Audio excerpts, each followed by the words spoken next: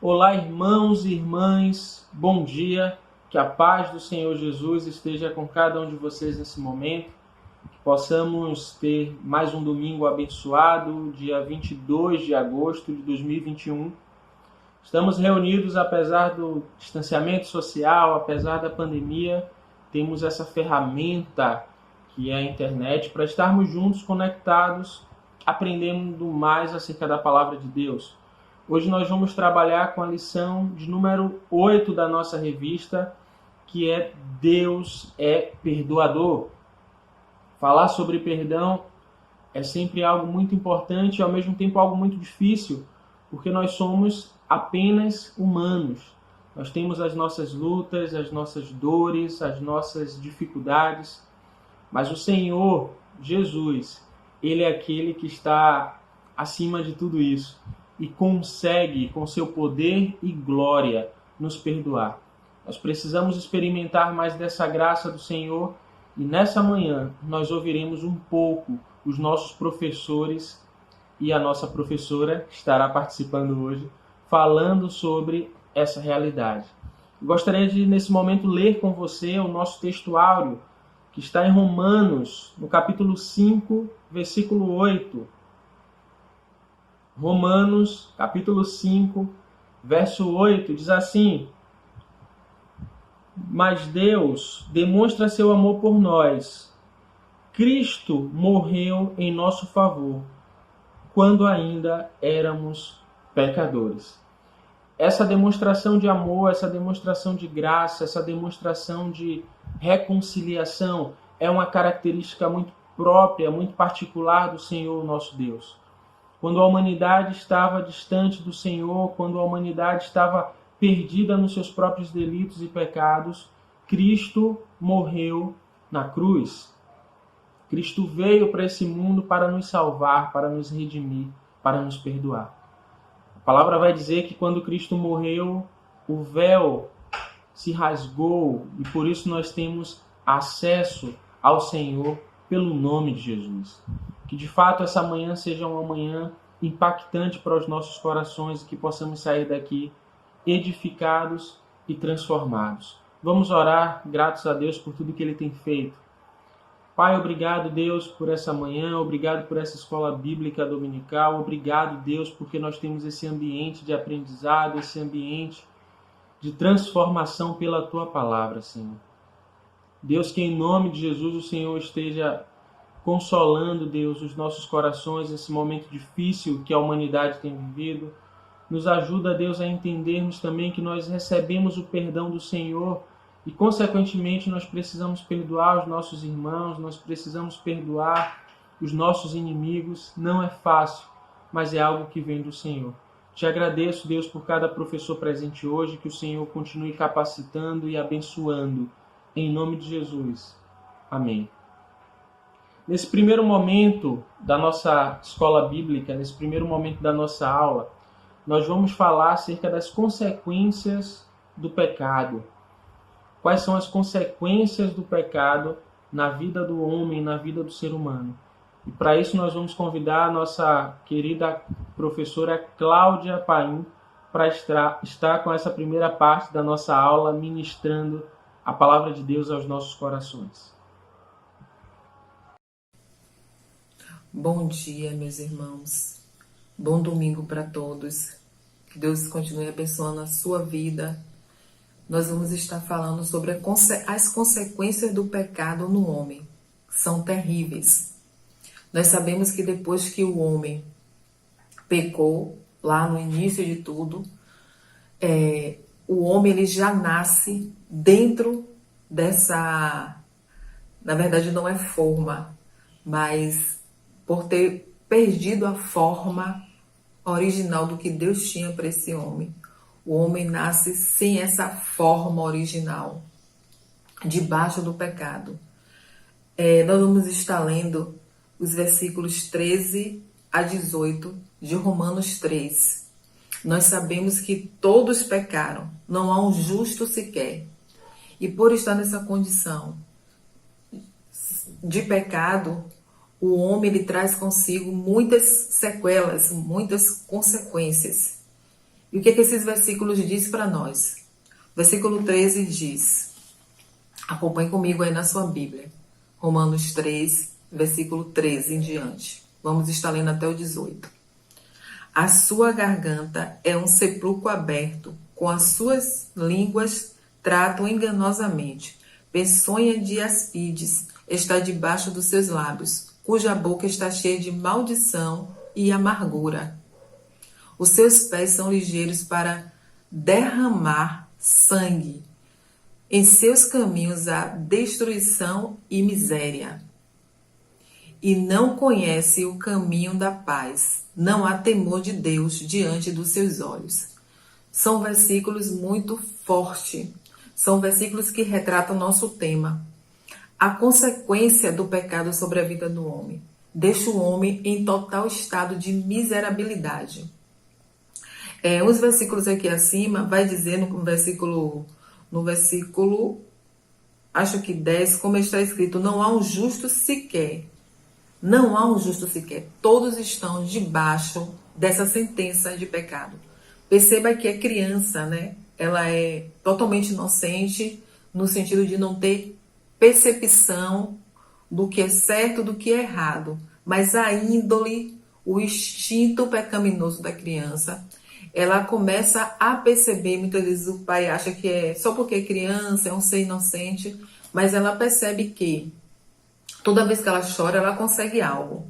E muitas vezes a criança vai estar lá limpa, com a fralda enxuta, a barriguinha cheia, mas ela já descobriu que se ela chorar, os pais vão vir socorrê-la.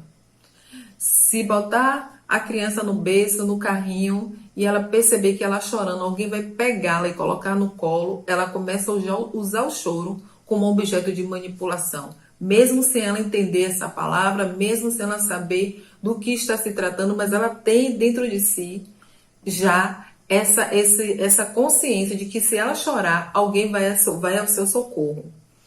Só que essa criança cresce e a mãe diz assim, olha, não coloque o dedinho ali na tomada, que você vai se machucar. Ela não sabe qual é o machucado, qual será a consequência.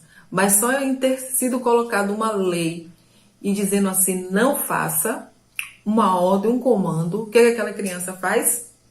Assim que a mãe dá as costas, ela tá olhando para a mãe e tá colocando o dedinho ali para ver realmente o que é que acontece. Isso é porque o homem já traz na sua constituição, já traz no seu ser inserido o pecado que foi gerado lá em Adão. Então, o versículo 13, ele é muito forte porque ele fala que a sua garganta é um sepulcro aberto. É uma cova aberta, pronta para receber corpos, detritos, né? Pessoas que não têm mais vida. Por que isso? Porque com a sua língua trata enganosamente com um objetivo. E o texto vai mostrar qual é o objetivo. O texto diz que peçonha de áspides está debaixo dos seus lábios, veneno de cobra. Uma cobra venenosa, uma serpente. Todas as vezes que a Bíblia trata de serpente, a Bíblia está trazendo uma situação de morte, uma situação de traição. A gente sabe que lá em Gênesis, lá no Éden, foi uma serpente que conversou com Adão. E a gente sabe que essa serpente vai crescendo e chega em Apocalipse já um dragão. Mas todas as vezes que a Bíblia se refere à serpente, está falando de algo maligno. Tiago vai dizer que a língua do homem, ela é inflamada pelo inferno. E é um órgão pequeno dentro do ser humano, mas que põe todo o seu corpo, deixa todo o seu corpo em uma situação de miserabilidade. Quantas pessoas pagam alto preço por conta da língua? Quantas pessoas com a língua amaldiçoa, defama, como diz aqui, engana? Olha como está o mundo hoje. O mundo está hoje dessa forma por quê? Por conta da língua. Esse órgão tão pequeno e tem um poder de colocar fogo em um bosque. A Bíblia diz em Tiago que ela é inflamada pelo inferno. Tudo por quê? Porque está debaixo do pecado. Quando no versículo 14 diz assim, cuja boca está cheia de maldição e amargura. Esse é o estado do homem debaixo do pecado, dentro do pecado. Os seus pés são ligeiros para derramar sangue. É assim que o mundo está hoje. É muito visível percebermos que o mundo está hoje dessa forma. Mas eu gosto sempre de trazer a aplicação para nossas vidas. Porque eu entendo que, como servos do Senhor, a gente precisa usar essa palavra para gerenciar a nossa vida. Então, estamos falando de língua, estamos falando de conduta, estamos falando de consequência do pecado. Como eu tenho usado os meus membros, especificamente aqui falando, a minha língua, o meu poder de fala para atingir os outros. Será que é de uma forma benéfica ou maléfica? Será que esse órgão que é a minha língua, ela já foi como Isaías, tocada pela tenagem do Senhor, purificada? Porque como o texto diz aqui acima no versículo 10, como está escrito, não há um justo sequer, nenhum sequer. Então todos nós estamos debaixo dessa mesma condição. Todos nós estamos e precisamos gerenciar isso, para que mesmo dentro de uma igreja, para que mesmo dizendo que confessamos o Senhor, que temos o Senhor como Salvador da nossa vida, possamos estar em total vigilância, porque o pecado, ele nos deformou. Perdemos a forma original.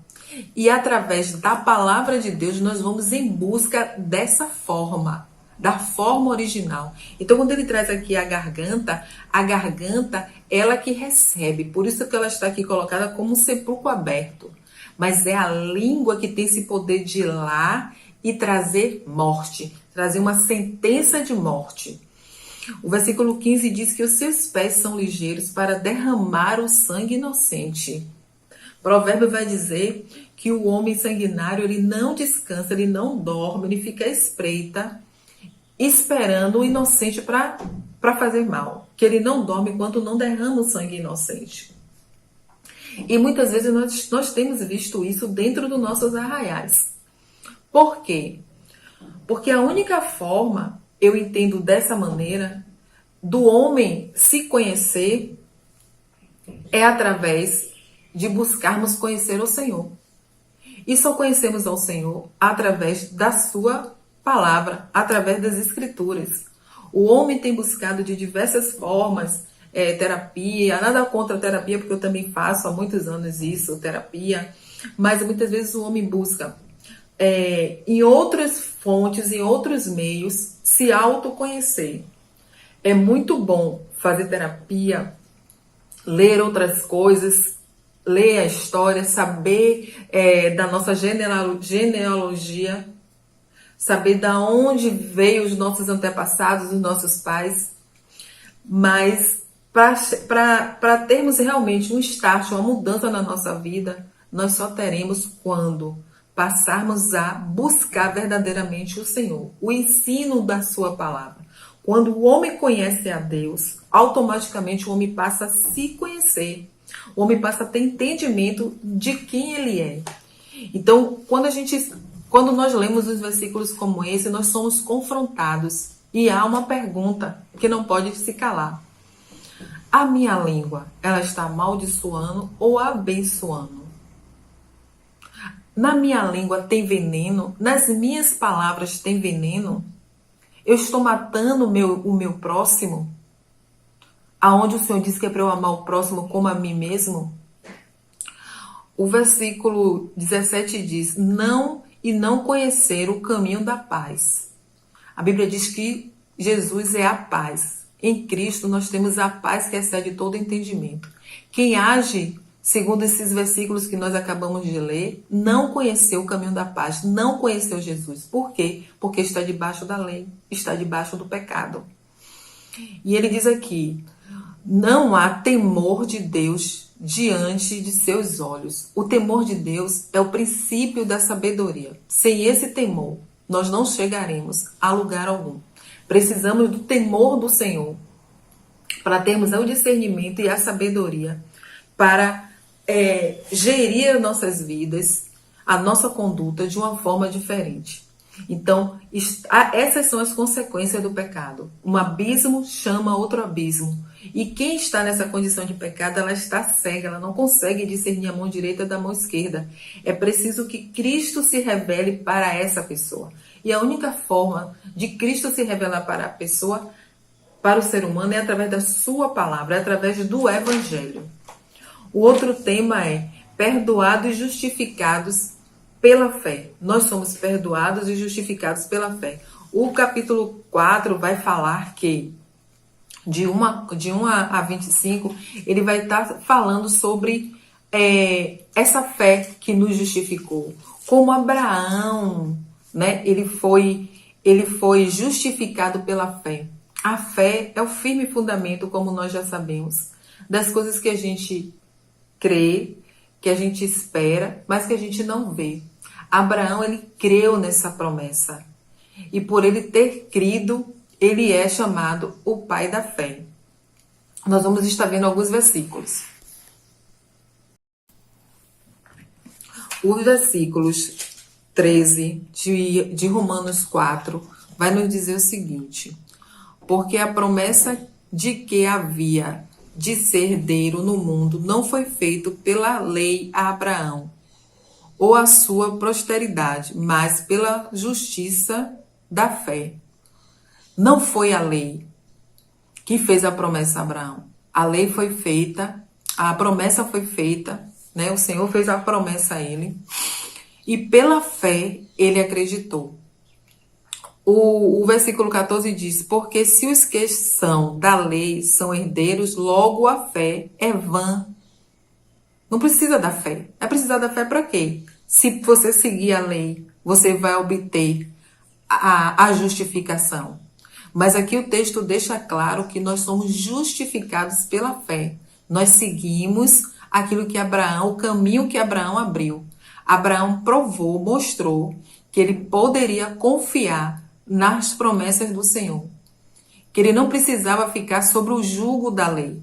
Porque a lei ela é um peso. O versículo 20 do capítulo 3 nos diz o seguinte: por isso nenhuma carne será justificada diante dele pelas obras da lei, porque pela lei vem o conhecimento do pecado.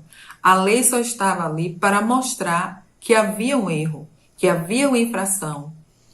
Dentro de si, quando o homem nasce, ele já traz consigo essas normas de conduta. Independente de religião, o homem já sabe dentro de si que se ele roubar, ele está errando. Se ele matar, se ele adulterar, se ele cometer um adultério, se ele fraudar algo, ele está errando. Não é certo, não é correto.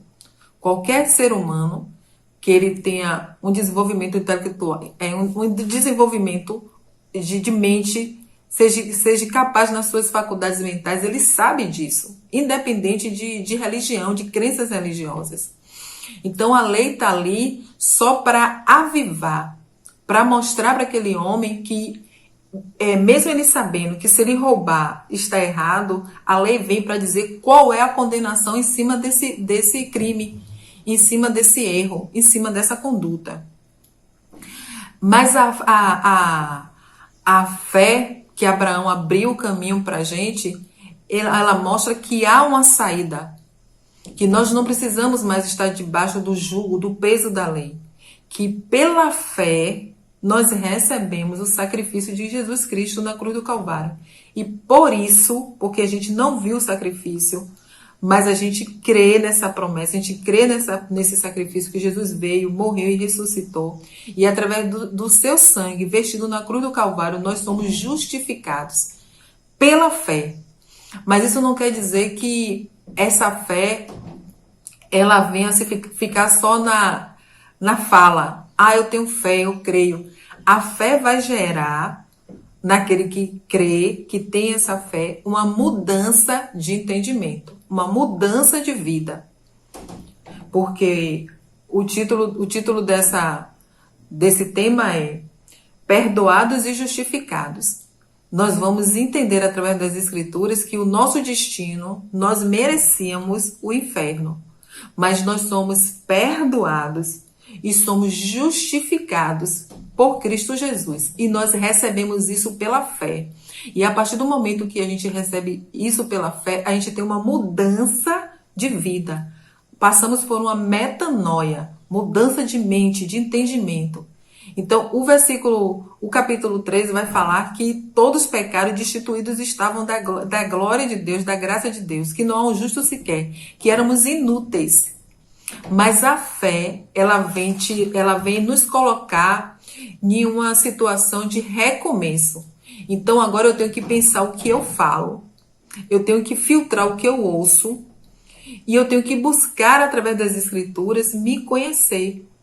Porque a partir do momento que eu passo a conhecer esse Deus, eu passo a ter entendimento de pertencimento. Eu pertenço a um Deus que me criou para o louvor da sua glória e não glorifico ao Senhor se eu falo algo ou tenho uma conduta que vai entristecer esse Deus. Porque Ele nos chamou para sermos santos. E com esse entendimento, eu passo a buscar a purificação de todo o meu corpo. Da minha língua, né? Porque o homem debaixo do pecado, a língua era peçonhenta, a garganta como um sepulcro aberto, aonde as pessoas eram jogadas ali dentro e mortas, porque o poder da palavra, a língua, né? Tem o poder da vida e da morte por conta da palavra. Então, o homem no pecado, ele tem a sua mente deformada, perdeu a forma, e através de recebermos a Cristo pela fé, essa fé não é só da boca para fora. Essa fé, ela tem que trazer para a gente uma mudança de atitude. Já que eu recebi, fui justificado pela fé, a minha conduta agora ela passa a ser outra. Eu não posso agir como um mundano. Eu não posso agir como um ímpio. E eu gosto sempre de ressaltar que ímpio, para mim, no meu entendimento, não são as pessoas que a gente gosta de dizer que não tem a Cristo. Ímpio é aquele que pratica a impiedade. Todas as vezes que eu não sou justa, que eu não busco viver e agir segundo a justiça de Deus, eu estou sendo ímpia. E quando estamos dentro da igreja e praticamos a fofoca, a dissensão, a contenda, o engano, quando eu digo dentro da igreja, não é dentro do templo físico, não. Mas aí onde você está na sua casa, aí no seu trabalho, no seu dia a dia, quando passamos a ter uma conduta, deixar a nossa língua, que foi o que mais se falou no capítulo 3, né? Reger o meu corpo de uma forma ímpia, eu vou sofrer as consequências da lei. Porque eu não estou sendo justificada, não estou deixando essa justificação de Cristo sobre a minha vida verberar, trazer fruto de vida. Eu continuo dando fruto de morte e isso é terrível, isso desagrada ao Senhor. Então eu entendo que eu sou justificada pela fé. Se você for ler versículo por versículo do capítulo 4, você vai ver como Abraão se portou e por que ele foi justificado pela fé, mesmo estando vivendo no tempo da lei. Então há esperança para mim e para você hoje, quando temos a compreensão, e não só a compreensão, mas passamos a aplicar. Por que estudamos a Bíblia? Por que meditamos diariamente? Por que meditamos na Bíblia aos domingos, nas nossas escolas dominicais? Não é para dizer que já leu a Bíblia não sei quantas vezes. Já li 10, já li 15, já li 20, não importa quantas vezes você leu. Mas o importante é que cada vez que você lê, venhamos perceber aquilo que está precisando ser transformado dentro de mim. Dentro de mim. Então o estudo de hoje deixa bem claro que o homem vive, as consequências do homem debaixo do pecado, que desde a sua tenra infância, ele já traz isso, já é nato, o ser humano, o adulto consegue ver isso na criança. E a criança cresce, o ser humano se desenvolve e vai agindo dessa forma que é uma forma errada, é uma forma de quem está debaixo do jugo da lei. Mas quando eu venho para a luz, quando eu aceito a Cristo, eu aceito o seu sacrifício, eu sou justificado. E não adianta eu bater no peito e dizer eu sou justificada por Cristo Jesus. A minha conduta vai mostrar essa justificação. A minha conduta vai mostrar quem eu sou, como eu sou. E isso é testemunho. A melhor forma de mostrar quem é Cristo para o mundo é através do nosso testemunho. Se eu digo que Cristo me livrou do pecado, me salvou, eu tenho que ter frutos dignos dessa salvação, dignos dessa libertação, dessa justificação, para que os outros possam ver na minha vida e se alimentar através da minha vida. Então, precisamos vigiar com a língua constantemente. Que Deus em Cristo nos abençoe e segue aí a nossa EBD. Deus abençoe. Muito obrigado, Cláudia. É um prazer contar com a sua presença na nossa Escola Bíblica Dominical. Para os irmãos que ainda não sabem, Cláudia, ela é seminarista da Igreja Batista Sião. Ela estuda teologia no Seminário Batista do Nordeste. Continuando com a nossa lição de hoje, nós vamos convidar, para dar continuidade à nossa aula, o pastor Raimundo, que vai falar sobre esse Deus perdoador que nos capacita nas tribulações. Nós sabemos que Deus é quem nos fortalece nesse processo de dificuldade, nesse processo de sofrimento, e que, apesar da tribulação, apesar das lutas, Ele manifesta a sua graça maravilhosa, Ele se revela para nós e fortalece o nosso coração nessa jornada. Pastor Raimundo, falando sobre esses dois tópicos da nossa lição. Pais amados, bom dia. Estudaremos hoje dois tópicos. O primeiro, dessa EBD, o número 1 é: o Deus perdoador nos assiste e nos capacita em nossas tribulações. Letra A. O que são tribulações? Definições que colocamos aqui: angústia por quaisquer motivos, perda de algo ou de alguém, aflição, apertos, algum flagelo físico ou emocional. E aqui temos alguns textos que enfocam a palavra tribulação ou, em outro sentido, angústia. Vamos ver? Daniel 12:1, o primeiro texto diz assim: nesse tempo se levantará Miguel, o grande príncipe, o defensor dos filhos do seu povo, e haverá tempo de angústia. Angústia aqui, frise-se, tribulação, qual nunca houve desde que houve nação até aquele tempo. Mas naquele tempo será salvo o teu povo, todo aquele que foi achado escrito no teu livro. Então, frisamos aqui a palavra angústia como sendo sinônimo de tribulação. Jeremias 30, versículo 7 diz: porque aquele dia é tão grande que não houve outro semelhante. E é tempo de angústia, mais uma vez a palavra angústia aí como sinônimo de tribulação, para Jacó. Ele, porém, será salvo dela. Jeremias 30, verso 7.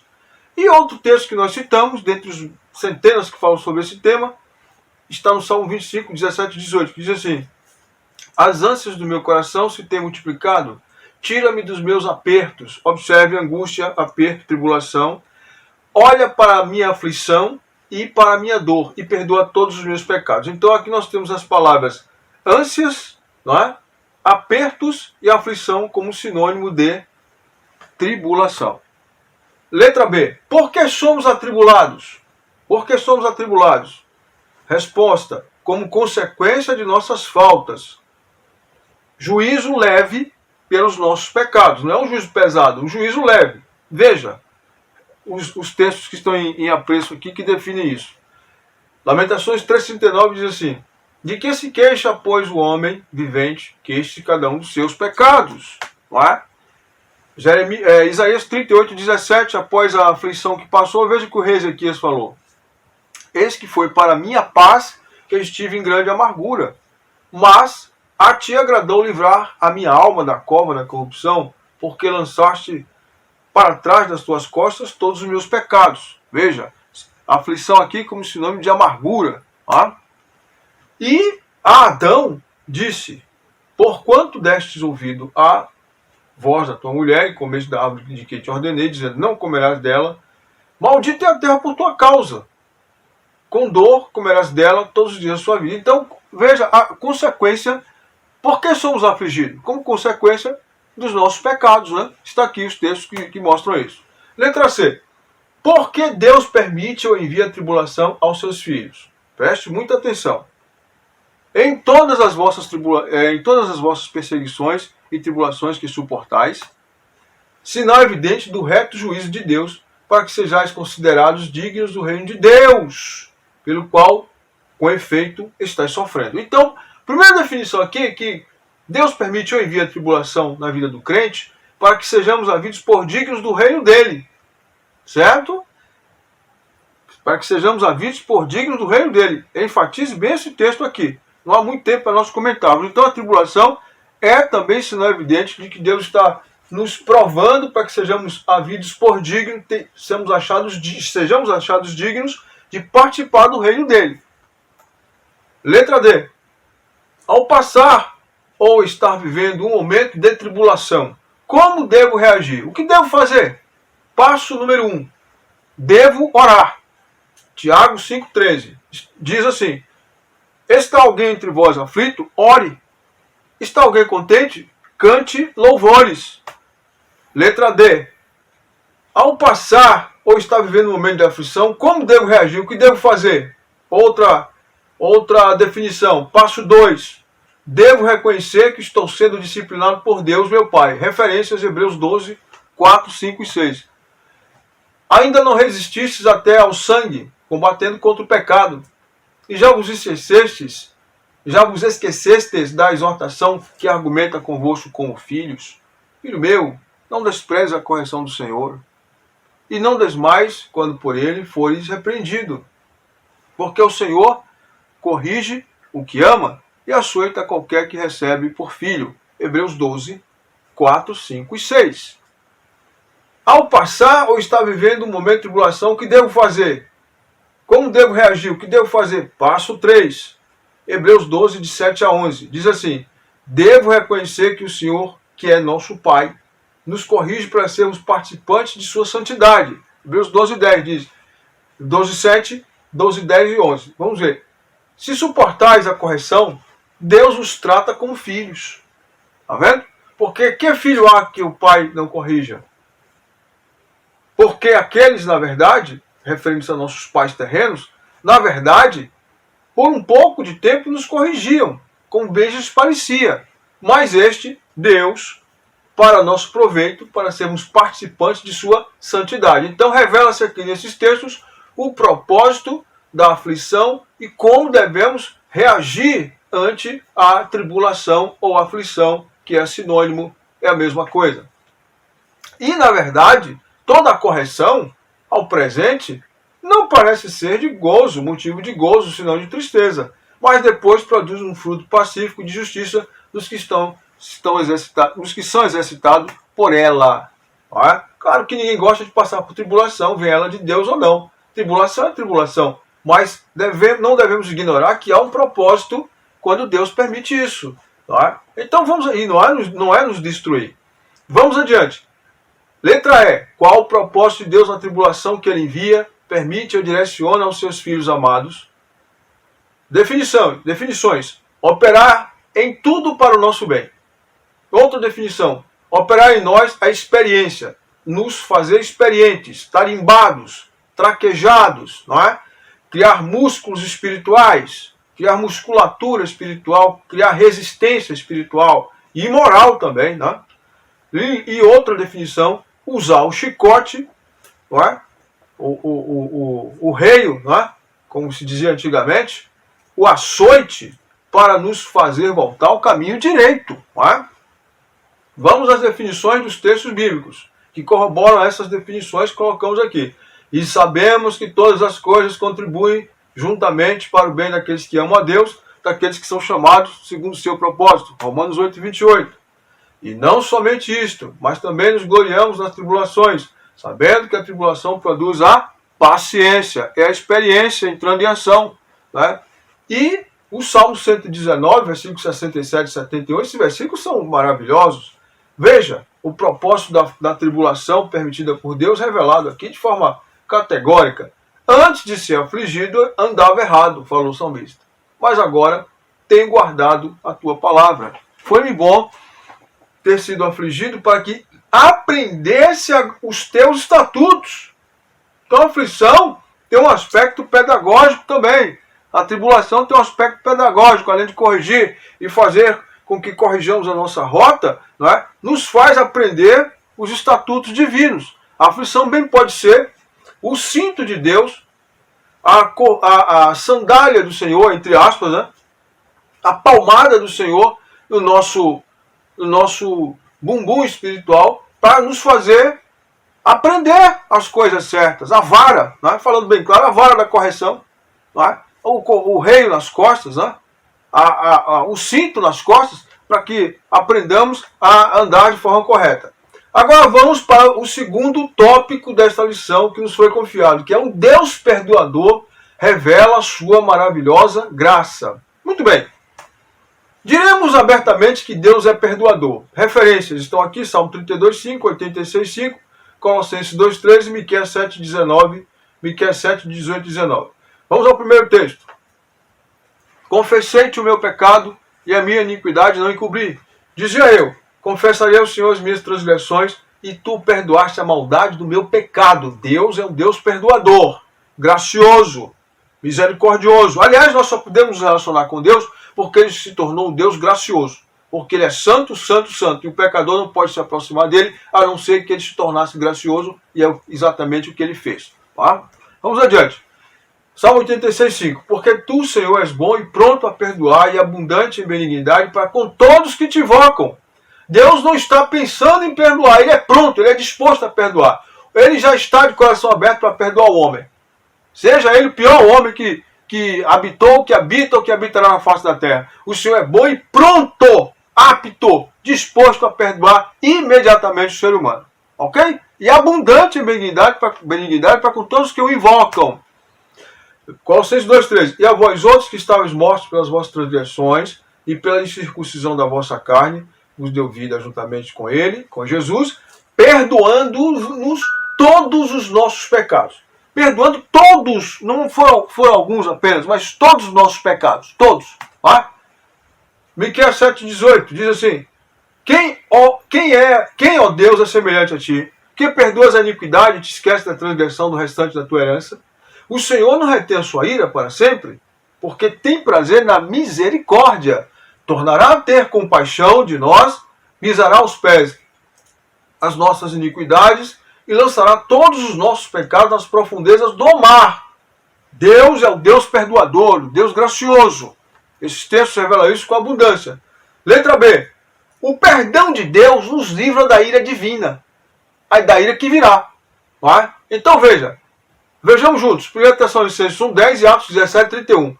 E esperar dos céus a seu Filho, a quem ressuscitou dentre os mortos, a saber, Jesus, que nos livra da ira vindoura, a ira que virá, a ira do próprio Deus. Então o perdão de Deus em Jesus nos livra de sermos apenados pela ira que ele vai derramar sobre os ímpios, impenitentes. Tá? E Atos 17:30 diz assim: Ora, Deus não levou em conta os tempos da ignorância. Agora, porém, notifica aos homens que em toda parte ou em todo lugar se arrependam. Condição sine qua non, sem a qual o homem não receberá o perdão de Deus. O perdão de Deus não é banana de fim de feira, que se vende por qualquer preço, não de forma nenhuma. Há uma condição, é o arrependimento sincero. Não é? Arrependimento sincero e mudança de rumo. Eu me arrependo e continuo no pecado. Não, isso não vai, o perdão não vai alcançar desse jeito. De forma alguma. Vai? Jesus disse à mulher adúltera, que foi pega em adultério: vá, nem eu te condeno. Não foi um incentivo para continuar pecando, mas vá e não peques mais, filha.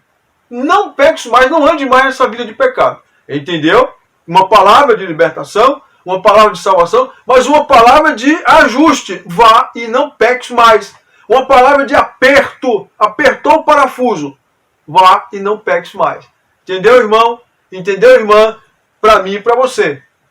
Porquanto estabeleceu um dia em que há de julgar o mundo com justiça, por meio de um varão que destinou e creditou diante de todos, ressuscitando dentre os mortos. Então o perdão de Deus os livra da condenação que virá sobre os ímpios. Letra C. A oferta do perdão dado por Deus é infinitamente maior que o pecado do homem. O perdão de Deus é infinitamente maior que o pecado do homem. Ele é superabundante, ele é transbordante. O pecado está transbordando nesse mundo, abundando nesse mundo, e a graça está transbordando. Tá? A graça é infinitamente maior que o pecado do ser humano. Veja esse texto de Romanos 5,20. Paulo falando à igreja de Roma. Veio, porém, a lei para que a ofensa abundasse. Mas, onde abundou o pecado, superabundou a graça. Transbordou a graça suplantou, a graça inundou, a graça transbordou muito mais do que o pecado. Letra D. O perdão de Deus, preste muita atenção nisso aqui. O perdão de Deus não nos isentará das consequências dos nossos pecados. Vamos ver isso aqui? Você se lembra do ladrão da cruz, né? Um texto que eu não coloquei aqui, mas que me veio à memória. Ele estava preso na cruz, morto. Condenado, melhor dizendo, iria morrer e morreu. Jesus não pediu para tirar ele da cruz. Ele continuou na cruz. Jesus disse, você estará comigo hoje no paraíso. Mas ele morreu pagando a pena pelos pecados que ele havia cometido em relação à sociedade humana. As consequências do pecado ele sofreu. Ele não sofreu as consequências eternas, porque ele foi perdoado naquele momento. O perdão de Deus não nos isenta das consequências dos nossos pecados. Aqui estão as referências, vamos a elas. Não vou citar para ganhar tempo. Vamos a elas, vamos lê-las aqui. Agora, pois, veja o que Deus disse a Davi depois de ele cometer aquele adultério e assassinato premeditados. Agora, pois, não se apartará a espada jamais da tua casa, porquanto me desprezaste e tomaste a mulher de Urias o Heteu para ser tua mulher, tomar a mulher dos outros. E assim diz o Senhor, eis que suscitarei da tua própria casa o mal sobre ti, e tornarei tuas mulheres perante os teus olhos, tomarei tuas mulheres perante os teus olhos, não é? E as darei ao teu próximo, que foi o filho dele, Absalão, o rebelde, o qual se deitará com tuas mulheres perante o sol, porque tu fizeste oculto, mas eu farei este negócio perante todo Israel e perante o sol. A luz do dia. Lei da semeadura, o que Davi semeou, ele colheu. Deus perdoou o pecado dele, você vai ver agora. Então disse Davi a Natã, pequei contra o Senhor. E disse Natã a Davi, também o Senhor perdoou o teu pecado. Não morrerás, porque ele era para morrer. Ele era para ser apedrejado. Tanto ele como a mulher, mas Deus perdoou o pecado. Agora veja que Deus não tirou as consequências do pecado. Deus revelou que ia suscitar esse mal na casa dele e outras coisas que iriam acontecer. Veja aqui. Todavia, porquanto com este feito, deixa sobre o lugar sobremaneira, a que os inimigos do Senhor blasfemem, também o filho que te nasceu certamente morrerá. A criança morreu por causa do pecado dele. A criança morreu por causa do pecado dele. Deus visitou o pecado dele naquela criança. Inocente. Mas aquela criança, se Deus deixasse viver, é sinônimo do pecado dele com aquela mulher. Deus assim julgou e assim decidiu. E você e eu, quem somos nós para dizer, Senhor, por que o Senhor tirou a vida de uma criança inocente? Quem é você e quem sou eu para julgar Deus? O Senhor é altíssimo, Ele é justo. Ele faz o que lhe apraz. Perdoa, pois, a iniquidade deste povo, segundo a grandeza da tua misericórdia, não é? E como tens perdoado este povo desde agora até o Egito. Veja o que Deus disse, Neemias orando pelo povo de Israel. Tornou-lhe o Senhor, Moisés, melhor dizendo, orando pelo povo de Israel, depois de eles terem se rebelado contra Deus no deserto, né? Ali no capítulo 14 de Números. Moisés diz, perdoa, pois, a iniquidade deste teu povo, segundo a grandeza da tua misericórdia, e como tens perdoado a este povo desde a terra do Egito até aqui. Deus tinha perdoado sempre. Deus estava perdoando as rebeldias do povo. Aquela rebeldia que se avizinhou ali, no momento em que os espias voltaram de olhar a terra e 10 informaram a terra e 2 permaneceram fiéis, Josué e Caleb. Informaram a terra, informaram o Senhor, informaram tudo. E aí o Senhor disse, olha o que o Senhor disse, tornou-lhe o Senhor dizendo, segundo a tua palavra, eu perdoei. Moisés não pediu perdão pelo povo, Deus disse, eu perdoei. Só que olha o que acontece. Deus aí pronuncia a sentença. Nenhum dos homens que tendo visto a minha glória e prodígios que fiz no Egito e no deserto, todavia me propuseram à prova já 10 vezes e não obedeceram a minha voz, nenhum deles verá a terra que com juramento prometi a seus pais. Sim, nenhum daqueles que me desprezaram verá. Você está vendo? Deus perdoou o pecado. Porque se Deus não perdoasse, ele fulminaria todo mundo. Mas ele não tirou as consequências, o juízo leve que foi condená-los a passar 40 anos rodando no Egito e todos morrerem no espaço de 40 anos. Claro que não morreram todos no mesmo dia ao completar 40 anos. Ao longo de 40 anos foram morrendo. E isso ainda foi misericórdia de Deus, irmãos. Esses textos mostram que o nosso pecado não afasta, se nós pecarmos contra o Senhor, não afasta as consequências dos nossos pecados. Não é? Bíblia é a Bíblia. Não há nada que questionar. Não é? Letra E. Não devemos jamais banalizar o perdão de Deus. Outro item que eu coloquei aqui. Não devemos jamais banalizar o perdão de Deus. O próprio texto da lição que nós usamos aqui nesse momento diz, olha só, Romanos 6.1, Romanos 6.2 e 6.15. Observe. Que diremos, pois? Permaneceremos no pecado? Permaneceremos no pecado para que seja a graça mais abundante? É o que Paulo está perguntando, não é? Nós estamos na graça? Então vamos pecar, vamos beber, vamos adulterar, vamos para o carnaval, vamos descuidar da saúde, da moral do nosso corpo, da nossa mente, do nosso espírito? Não, de forma nenhuma. Olha o que Paulo diz, de modo nenhum. Como viveremos ainda no pecado, nós que para ele morremos? Deus nos perdoou para que não vivamos mais no pecado. Não é um incentivo para estar perdoando sempre. Eu peco, recebo perdão, volto a pecar de novo. É como um mergulho. O indivíduo vai, mergulha na piscina, sobe. Aí depois senta. Depois ele vai e mergulha de novo. Não. Ficar mergulhando no pecado e voltando o tempo todo? Não, de forma nenhuma. De modo nenhum. Como viveremos no pecado nós que os que já morremos para ele, os que para ele morremos? Não. O perdão de Deus é uma clara declaração de que nós não devemos mais voltar, flertarmos com o pecado. Em hipótese nenhuma. Verso 15. E daí? Havemos de pecar porque não estamos debaixo da lei e sim debaixo da graça? De modo nenhum. De maneira nenhuma. Você está vendo que o perdão de Deus não é motivo para nós banalizarmos? Nós não devemos banalizar o perdão de Deus? De forma nenhuma. O que ocorrerá se nós banalizarmos, brincarmos com a graça e voluntariamente pecarmos, achando que Deus vai estar sempre à nossa disposição para nos perdoar? O que vai acontecer? Os textos estão aqui. O que ocorrerá se banalizarmos, brincarmos com a graça e voluntariamente pecarmos, achando que Deus vai estar sempre à nossa disposição para nos perdoar? Hebreus 10, 26, Jeremias 15, 6, B. 2 Reis 24, 4, B. Neemias 9, 17, 30, 31 e Romanos 11, 22. Existem muitos outros textos, apenas seleciono esses aqui. Vamos ver? Primeiro texto, Hebreus 10, 26. O que acontece se eu pecar voluntariamente? Se eu pecar conscientemente, sabendo o que estou fazendo? Se eu escolho pecar? Eu sou crente, mas eu escolho pecar. O que acontece? Deus me perdoa e fica tudo bem, não tem juízo, não tem correção, eu não tenho perigo nenhum. Vamos deixar que a Bíblia responda, senhores. Porque veja o que o texto diz. Porque se pecarmos voluntariamente, voluntariamente é o mesmo que deliberadamente, depois de termos recebido o conhecimento da verdade, já não resta mais sacrifício pelos pecados. Está falando para crente isso aqui. Então o crente que é salvo corre riscos de, cometendo esse pecado, ele corre risco de ser afastado do Senhor. Porque se pecarmos voluntariamente depois de termos recebido o conhecimento da verdade, observe, já não resta mais sacrifício pelos pecados. Já não resta mais sacrifício pelos pecados. Quer dizer, torna-se ineficaz o sacrifício pelos pecados o indivíduo que peca voluntariamente. Versículo 6 de Jeremias 15. Tu me rejeitaste, diz o Senhor, voltaste para trás.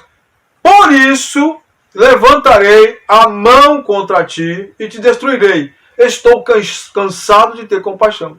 Observe esta frase final aqui. O Altíssimo dizendo a Judá, naquele momento, de que se avizinhava um juízo terrível e veio sobre a nação, que seria levado cativo, destruído o templo, a cidade, Nabucodonosor matou milhares de judeus e levou os que restaram para Jerusalém, para Babilônia, melhor dizendo, e passaram lá 70 anos exilados. Deus disse, estou cansado de ter compaixão. Está na sua Bíblia isso? Está na minha. Você tem coragem de ler? Eu tenho, está aqui. Isso é uma advertência para mim e para você.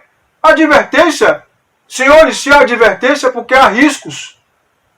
Não faz sentido advertências onde não há risco. como também por causa do sangue inocente, que, versículo 4 de 2 Reis 24, como também por causa do sangue inocente que derramou, pois encheu Jerusalém de sangue inocente. Por isso, observe esta frase final aqui, depois do ponto e vírgula. E por isso o Senhor não quis perdoar, o Deus perdoador não quis perdoar. Meu Deus, tenha misericórdia de nós. O Deus perdoador decidiu não perdoar. Como haverá um dia que Deus vai dizer, basta? Lamentavelmente, esse dia vai chegar. Hoje não é este dia, mas este dia vai chegar. Quando o homem diante do trono de Deus vai dizer, Senhor, me perdoa. Deus vai dizer, basta. Não há mais tempo, não há mais oportunidade. Esse texto mostra isso, que Deus não quis perdoar o pecado de Manassés, e Deus também pode não querer perdoar em determinado momento o pecado do homem, se o homem banalizar, seja ele crente ou não, o perdão de Deus. Ó. Veja o que Neemias 9, 17, 30 e 31 diz. Recusaram-se a ouvir-te e não se lembraram das tuas maravilhas que lhes fizeste. Endureceram a sua serviço e na sua rebelião levantaram um chefe com o propósito de voltarem para a sua servidão no Egito. Voltar para o pecado. Voltar para o Egito aqui é sinônimo de voltar para o pecado, né? Voltar para o diabo, voltar para Satanás, voltar para o mundo. Porém, tu, ó Deus perdoador, clemente e misericordioso, tardio em irar-te e grande em bondade, tu não os desamparaste. No entanto, os aturaste por muitos anos e testemunhaste contra eles pelo teu espírito. Observe, Deus aturou. Sabe o que é aturar? É você ouvir mau grado e ficar ali suportando. Deus aturou um povo rebelde durante muitos anos. Tá? Por intermédio dos teus profetas, porém, não deram ouvidos. Deus enviou os profetas aqui. No entanto, os aturaste por muitos anos e testemunhaste contra eles pelo teu Espírito, por intermédio dos teus profetas. O Espírito está falando através dos profetas. O Espírito não fala ao vento. Ele inspira os profetas de Deus. Porém, eles não deram ouvidos como a geração de hoje não dá as advertências que nós fazemos. Os pregadores mais odiados hoje são aqueles que pregam a Bíblia, que pregam a verdade. Em toda a igreja é assim. Por intermédio dos teus profetas, porém, eles não deram ouvidos, pelo que os entregaste nas mãos dos povos de outras terras. Mas, pela tua grande misericórdia, não acabaste com eles, quer dizer, não os destruíste, nem os desamparaste, porque tu és Deus clemente e misericordioso. Veio a correção. Deus os entregou a inimigos para que fossem espezinhados, mas não os destruiu de todo. Mas ainda assim, não retirou a correção, porque não se pode banalizar o perdão de Deus. Agora vem o texto final. O que vai acontecer se nós banalizarmos o perdão de Deus? Considere esse texto aqui. Esse texto final. Considerai, pois, a bondade e a severidade de Deus, para com os que caíram, para com os que negligenciaram o seu perdão, severidade. Mas para contigo, que não negligenciou o seu perdão, parafraseando, a bondade de Deus. Se nela permaneceres, a bondade de Deus é o perdão de Deus. Da outra sorte, se nós negligenciarmos a bondade de Deus e o seu perdão, também seremos cortados. Há riscos? Há advertências bíblicas? Elas têm sentido? Discirna por você mesmo e que quem tem ouvidos ouça o que o Espírito diz à igreja. Deus te abençoe. Muito obrigado, pastor, que de fato possamos valorizar essa bondade do Senhor, essa misericórdia do Senhor, que nos alcança. Normalmente nós temos essa dificuldade de perceber como o Senhor é bondoso, como o Senhor ele trabalha em nossas vidas. E em muitos momentos a gente, na caminhada, acaba se frustrando, talvez por esperar das pessoas, talvez por não olhar de fato para aquele que é o autor e consumador da nossa fé, que é o Senhor Jesus. Mas Deus ele sempre nos lembra da sua bondade, da sua misericórdia e da sua fidelidade, nos dando uma oportunidade para continuarmos caminhando lado a lado com Ele. Para finalizar a nossa escola bíblica, nós temos um professor que eu particularmente gosto muito, que é Gabriel. Gabriel é um jovem de excelência, uma pessoa que inspira muito pela sua dedicação, pelo seu compromisso, pelo seu comportamento diante da palavra, diante da escola bíblica dominical, que ele é apaixonado por essa área da igreja. E Gabriel ele vai falar para a gente um pouquinho sobre esse Deus misericordioso diante da insuficiência da lei. Deus ele vai agir com a sua graça porque nós sabemos que a lei que reinava e imperava durante um tempo na história da humanidade, ela não poderia remir, ela não poderia salvar num aspecto mais amplo os seres humanos. Então Gabriel ele vai falar um pouquinho sobre esse Deus de misericórdia que tem nos alcançado dia a dia com a sua graça. Gabriel. Bom dia, amada igreja, a graça e a paz do nosso Senhor Jesus Cristo. Como todos sabem, né, esse semestre a gente está estudando a doutrina de Deus, ou seja, algumas características de Deus, né?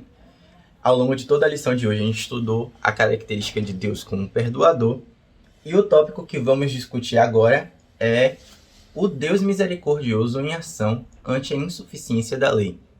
E vamos basear toda a discussão de hoje em Romanos 7, né, de 1 a 25, o capítulo todo, no caso.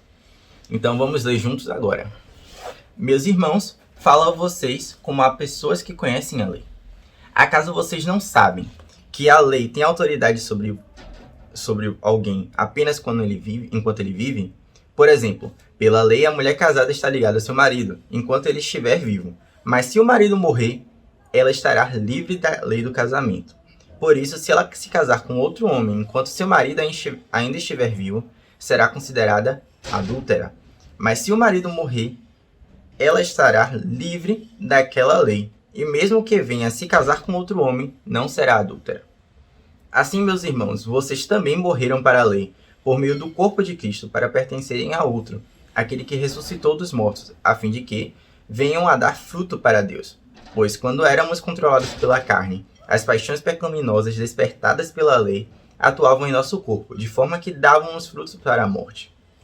Mas agora, morrendo para aquilo que antes nos prendia, fomos libertados da lei, para que sirvamos conforme o novo modo do Espírito, e não segundo a velha forma da lei escrita. Que diremos então? A lei é pecado? De maneira nenhuma. De fato, eu não saberia o que é pecado, a não ser por meio da lei. Pois na realidade eu não saberia o que é cobiça, se a lei não dissesse não cobiçarás. Mas o pecado, aproveitando a oportunidade dada pelo mandamento, produziu em mim todo tipo de desejo cobiçoso. Pois sem a lei, o pecado está morto. Antes eu vivia sem a lei, mas quando o mandamento veio, o pecado reviveu e eu morri. Descobri que o próprio mandamento, destinado a produzir vida, na verdade produziu morte. Pois o pecado, aproveitando a oportunidade dada pelo mandamento, enganou-me e por meio do mandamento me matou. De fato, a lei é santa, e o mandamento é santo, justo e bom. E então, o que é bom se tornou em morte? Para mim, de maneira nenhuma. Mas para que o pecado se mostrasse como pecado, ele produziu morte em mim por meio do que era bom. De modo que, por meio do mandamento, ele se mostrasse extremamente pecaminoso. Sabemos que a lei é espiritual, eu contudo não sou, pois fui vendido como escravo ao pecado. Não entendo o que faço, pois não faço o que desejo, mas o que odeio. E se faço o que não desejo, admito que a lei é boa. Neste caso, não sou mais eu quem o faz, mas o pecado que habita em mim.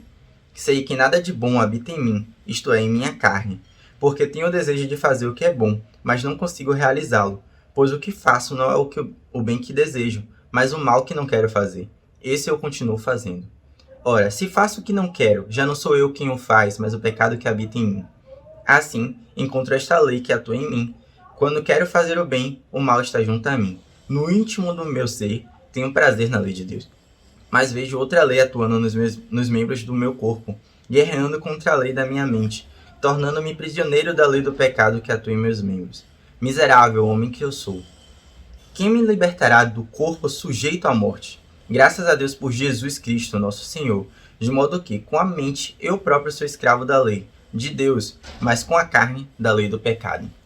Bom, irmãos, aqui nesse trecho deixa muito claro uma coisa, né? Desde que houve o pecado primordial, né, de Adão e Eva, nós fomos corrompidos, né? Não só nós mesmos, né, nossa relação com nós mesmos, mas também nossa relação com o outro, nossa relação com Deus, nossa relação com a natureza e etc, né, que a gente já até discutiu sobre isso. E nosso meio de viver, nosso modo de ser é pecaminoso por natureza. Nós já nascemos com essa condição de pecado. E Deus instituiu a lei ao homem, né, uma orientação para determinar o que é pecado, ou seja, o que agrada a Deus, o que não agrada a Deus, desculpa, e o que agrada a Deus. Então, o pecado é tudo aquilo que nos afasta de Deus, e a lei veio apontar isso, o caminho que nos afasta desse relacionamento com Deus, né? Porém, nós somos imperfeitos e não conseguimos cumprir a totalidade da lei. E esse é o problema. Se você cumprir todos os mandamentos, mas falha em um, você ainda pecou. Então, nós como seres humanos somos incapazes de cumprir toda a lei. A lei é santa, como Paulo mesmo afirmou aqui, a lei é boa, mas infelizmente se nós vivemos no jugo da lei, vamos continuar pecando, vamos estar em pecado, porque a lei em si não produz a mudança necessária nas nossas vidas, não há transformação.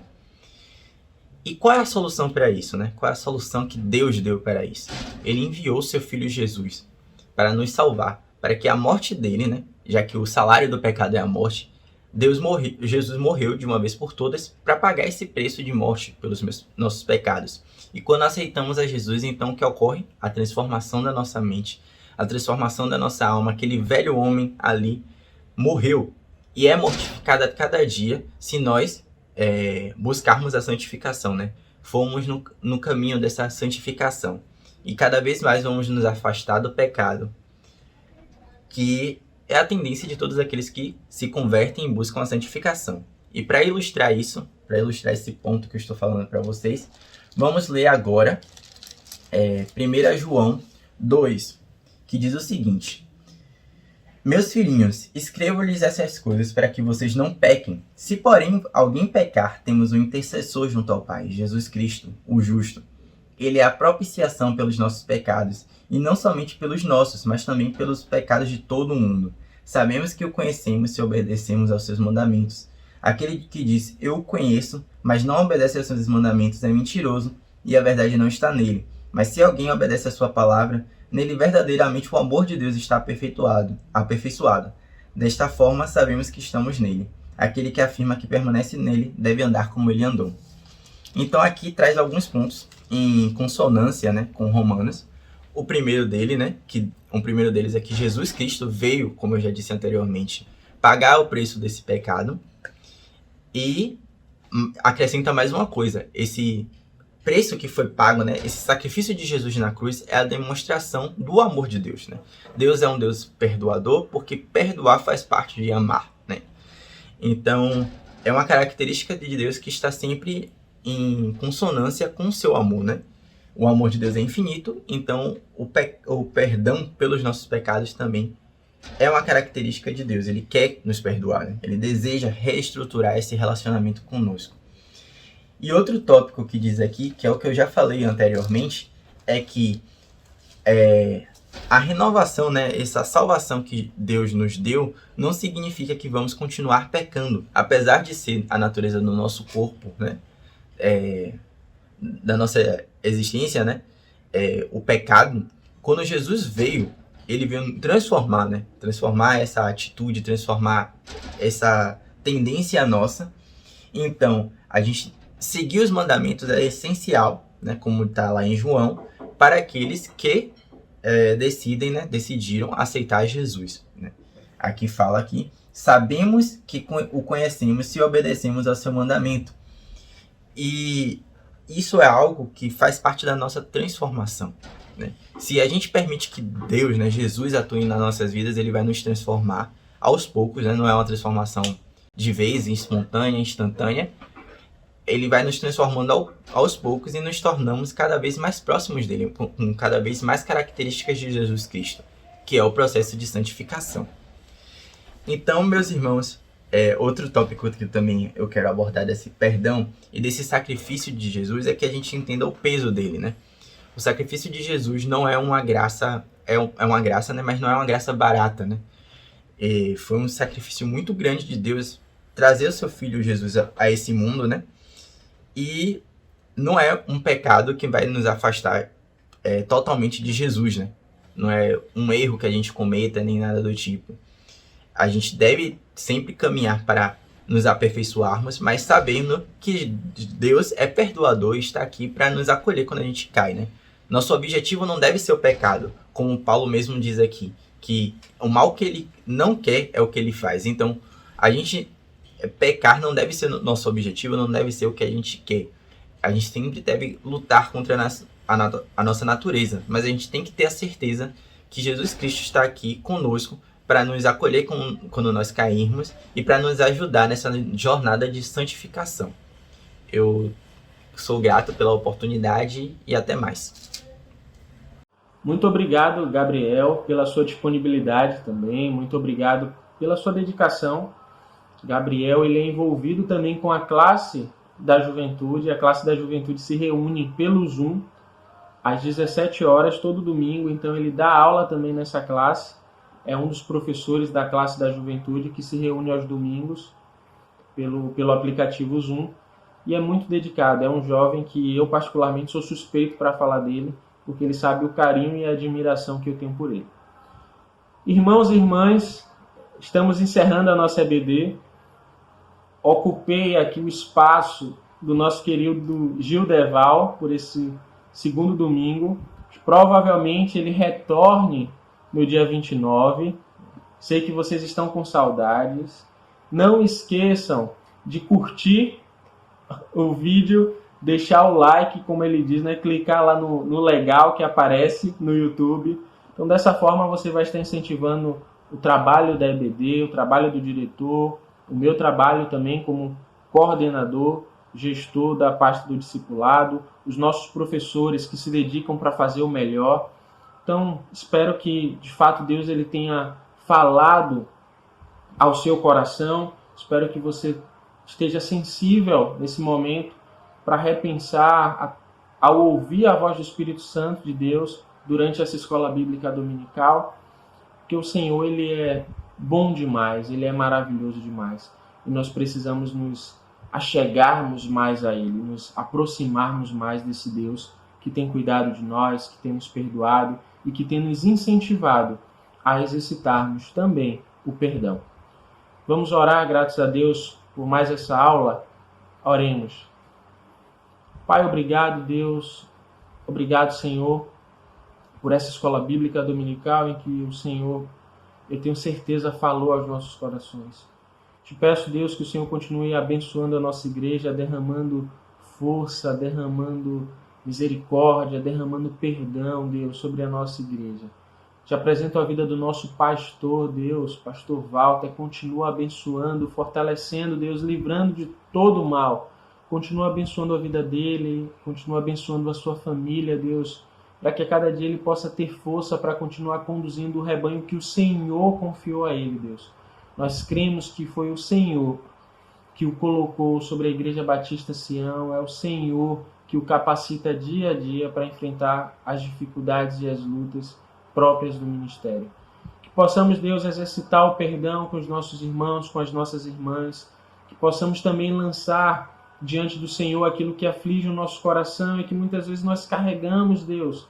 Ó Senhor, nos ensina a pedir perdão ao Senhor, nos ensina, Deus, a colocarmos tudo que pesa diante do Senhor, porque a Tua graça não tem fim, a Tua bondade não tem fim, Deus. Muito obrigado por tudo, muito obrigado pelo sacrifício de Jesus na cruz. É o que eu te peço, te agradeço, no nome santo de Jesus. Amém.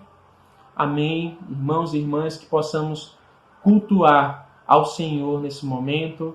Não saia do YouTube, continue conosco para o nosso culto 10h15. Forte abraço, Deus abençoe.